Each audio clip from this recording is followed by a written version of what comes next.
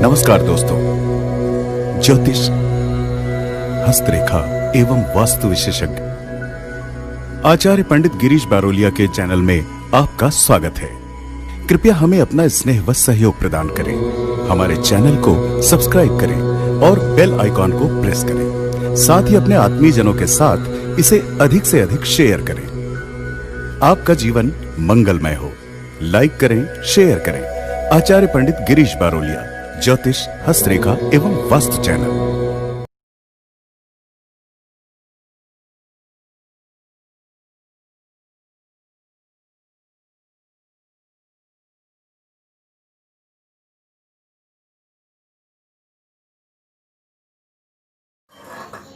राधे राधे, जय श्री कृष्णा। नमस्कार, मैं आचार्य पंडित गिरीश बारोलिया। गायत्री महामंत्र। ओम भूर्भुवः स्वः तत्सवितुर्वरेण्यं भर्गो देवस्य धीमहि धियो यो नः प्रचोदयात्। अखण्डमण्डलाकारं व्याप्तं येन चराचरं तत्पदं दर्शितं येन तस्मै श्रीगुरवे नमः। तस्मै श्रीगुरवे नमः। मित्रों, गायत्री साधना प्रश्नोत्तरी की इस कड़ी में आज हम जो प्रश्न लेकर के आए हैं वो है अर्चना मिश्रा। ये मुंबई से हैं। ये लिखती हैं, जय गुरुदेव, जय गायत्री माता।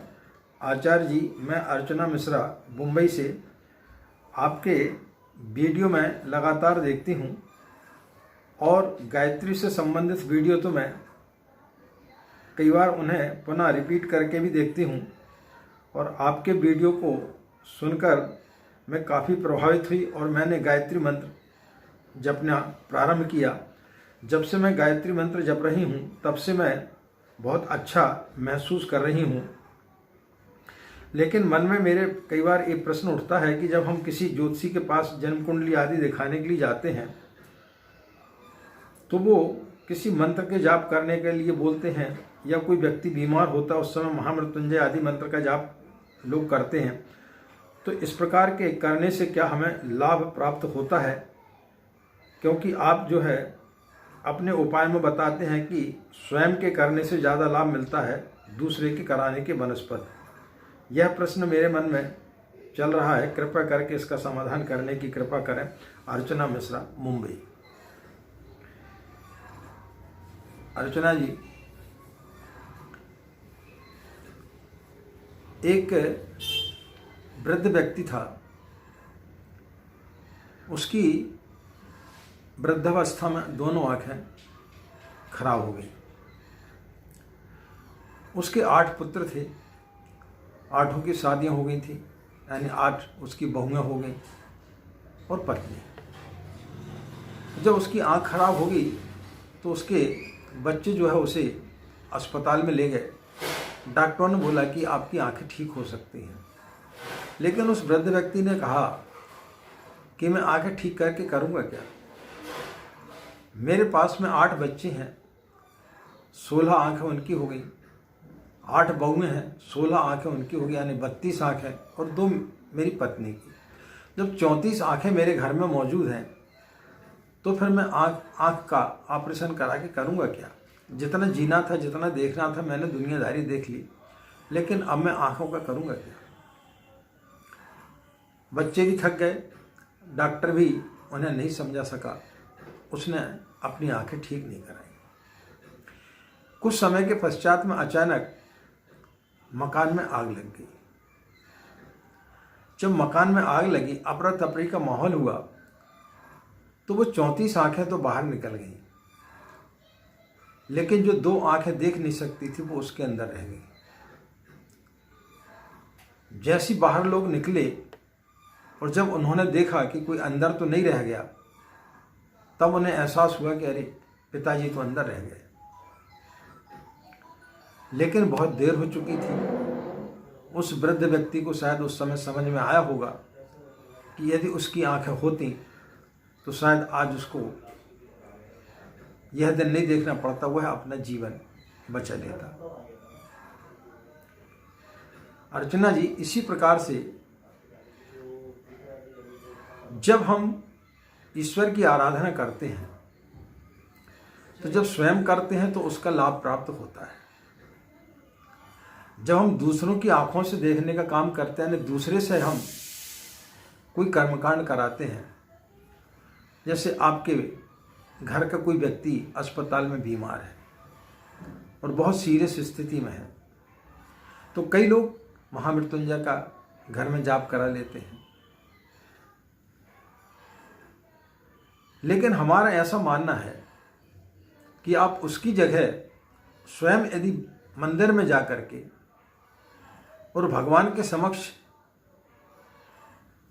थोड़ा सा निवेदन करके भी आ जाएं, क्योंकि भगवान जो है वो भाव का भूखा होता है, वो किसी मंत्र का भूखा नहीं होता। आपको मंत्र आता है कि नहीं आता है, वो इस चीज़ को नहीं देखता, वो आपके भाव को देखता है।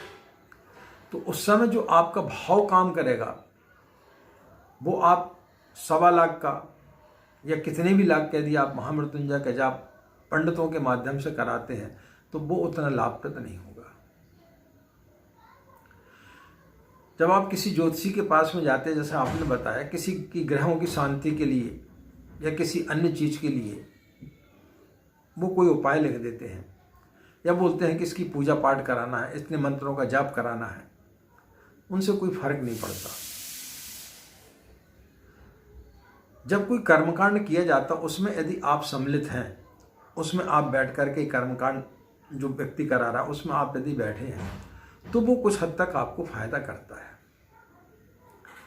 लेकिन आप चाहें कि आप कुछ भी ना करें और किसी ज्योतिषी को, किसी ब्राह्मण को आप पैसा दे दें, रुपए दे दें, और वो वहाँ पर बैठ करके मंत्रों का जाप कर ले और आपके ग्रह शांत हो जाए, तो ऐसा नहीं होता है। व्यक्ति को खुद करना पड़ता है। आप यदि भगवान के पास में जाकर के प्रार्थना करेंगे तो वो ज़्यादा सार्थक होगी, ना कि किसी दूसरे के द्वारा कराने से। क्योंकि सबसे पहली बात तो ये है कि जिससे आप करा रहे हैं वह सत्पात्र है कि नहीं है। शास्त्रों में ऐसा वर्णन है कि जिसने 24 लाख गायत्री मंत्र का जाप कर लिया हो, वह व्यक्ति ब्राह्मण कहलाता है। जिसने 1 लाख भी यदि गायत्री मंत्र का जाप नहीं किया है, तो वो किसी भी यज्ञ आदि में बैठने का या यज्ञ आदि कराने का हकदार नहीं होता है। जिसने कम से कम 12 लाख गायत्री मंत्र का जाप किया हो, वो यज्ञ आदि, हवन आदि करा सकता है। और जिसने 24 लाख का जाप किया हो, वो सत्पात्र कहलाता है। उसके माध्यम से यदि आप किसी कार्य को करते हैं, कोई कर्मकांड कराते हैं, तो वो आपको फलित होता है। और ऐसे ही व्यक्ति को यदि आप दान करते हैं, जब यज्ञ हवन आदि कराते हैं, तो वो आपके लिए फलित होता है। अन्य किसी को यदि आप दान देते हैं जिसने कोई साधना नहीं की हो, तो उस व्यक्ति से कराने से कभी किसी प्रकार का कोई भी फायदा आपके लिए नहीं होता है। कई प्रकार से लोग बोलते हैं कि आप घर में बैठे रहें, रुपया यहाँ पर भेज दें, हम यहाँ पर फलाने ग्रह की शांति कर देंगे, तो ऐसा नहीं होता है। उसके लिए सत्पात्र होने चाहिए, उतनी पात्रता व्यक्ति के अंदर होनी चाहिए। यदि व्यक्ति के अंदर उतनी पात्रता नहीं है तो फिर वो बेईमानी होगी। इससे अच्छा ये है कि आप स्वयं करें। भले आपको श्लोक पढ़ना नहीं आता है, आप सिर्फ भगवान के पास में जाकर के श्रद्धा पूर्वक यदि अपनी परेशानियों को बोलेंगे तो वो आपकी बात सुनेगा। लेकिन किसी के माध्यम से कुछ करेंगे तो नहीं होता है। हाँ, किसी सत्पात्र व्यक्ति ने, जिसमें उतनी शक्ति है, जिसने उतनी गायत्री की साधना उपासना की है, और वो कर्मकांड करता है या ज्योतिष का कोई कार्य करता है, और वो व्यक्ति यदि आपको कोई उपाय बताता है, वो बोलता है कि आप ऐसा ऐसा कर लें, तो वो निश्चित रूप से फलित होता है। वो कुछ भी उपाय आपको बता देगा तो वो उपाय आपके लिए फलित होगा। लेकिन ऐसे ही आप किसी व्यक्ति से या किसी आपने टीवी चैनल पर सुन लिया और कोई पंडित बता रहा और आपने उस उपाय को करेंगे तो वो फलित नहीं होता है, जब तक कि कोई सत्पात्र के द्वारा आपके लिए वो उपाय ना दिया गया हो। या कोई भी मंत्र, कई मंत्र आपको मिल जाएंगे यूट्यूब चैनल पर कि ये मंत्र जपिए, वो मंत्र जपिए, लेकिन आप बगैर किसी गुरु के सलाह की या किसी सत्पात्र के जिसमें उतनी पात्रता हो उस व्यक्ति के थ्रू यदि करेंगे, उसके माध्यम से करेंगे तो वो आपके लिए ज़्यादा फलित होगा। राजा दशरथ ने के लिए बोला था तो उन्होंने बोला मैं नहीं करा सकता क्योंकि मैं ग्रस्त हूँ। श्रृंगी ऋषि ही जो है इस यज्ञ को कर सकते हैं। तो जो व्यक्ति उसके पात्र होता है, जो जिस व्यक्ति में वो पात्रता होती है, उसी व्यक्ति के माध्यम से यदि कोई चीज़ कराई जाए तो वो फलित होती है, अन्यथा नहीं होती है। इसलिए जहाँ तक संभव हो सके अपने कार्यों को स्वयं करना चाहिए, दूसरे की वजह। हाँ, यदि कोई इस प्रकार का कर्मकांड कराना, आपको रुद्राभिषेक कराना है या आपको घर में किसी प्रकार का कोई हवन कराना है, कोई पूजा पाठ कराना है, तो उसमें कर्मकांडी ब्राह्मण की आवश्यकता होती है। लेकिन आप यदि ये सोचें कि कोई व्यक्ति बीमार है और उससे जो है आप किसी व्यक्ति को पैसे दे करके, किन्हीं पंडितों को पैसे दे करके आप किसी मंत्र का जाप करा लें तो वो फलित नहीं होता है। उसके लिए उतने उच्च स्तर के व्यक्ति होने चाहिए। यदि उच्च स्तर के व्यक्ति नहीं, जिन्होंने उतनी साधना नहीं की है, तो उनके मंत्र जाप करने से आपको किसी प्रकार का कोई भी लाभ प्राप्त नहीं होगा। तो हमारा ऐसा मानना है कि जो कुछ भी है, जो भी परेशानी है, यदि आप स्वयं सीधे डायरेक्ट परमात्मा से बात करेंगे, उनसे पूछेंगे, उनसे जाकर के बात करेंगे, तो निश्चित रूप से आपकी वो सुनेगा और आपको सफलता प्राप्त होगी।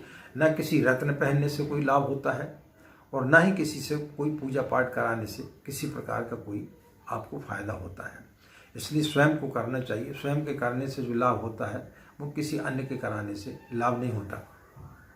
यदि आपको भूख लगी है और आप सोचें कि दूसरे व्यक्ति को खाना खिला दें और अब तो आपका पेट नहीं भर जाता।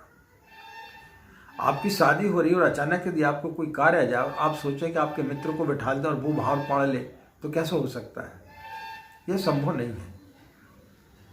तो इसी प्रकार से समस्या आपकी है। आपको यदि आप भगवान के पास बैठ करके प्रार्थना करते हैं तो वो ज़्यादा फलदायी होगी, ना कि किसी अन्य व्यक्ति को पैसा दे करके आप कोई पूजा पाठ कराते तो उससे आपको किसी प्रकार का कोई भी लाभ नहीं होने वाला है। तो आशा है आपको हमारी बात समझ में आई होगी और अन्य लोगों के अंदर भी यदि इस प्रकार की कोई भ्रांति है तो वो दूर हो गई होंगी। इन्हीं कामनाओं के साथ में कि आपका दिन मंगल में हो, आप लोग खुश रहें, मस्त रहें। माँ गायत्री की असीम कृपा इसी प्रकार आप लोगों पर बनी रहे। हमें आज्ञा दें। नमस्कार। ओम शांति।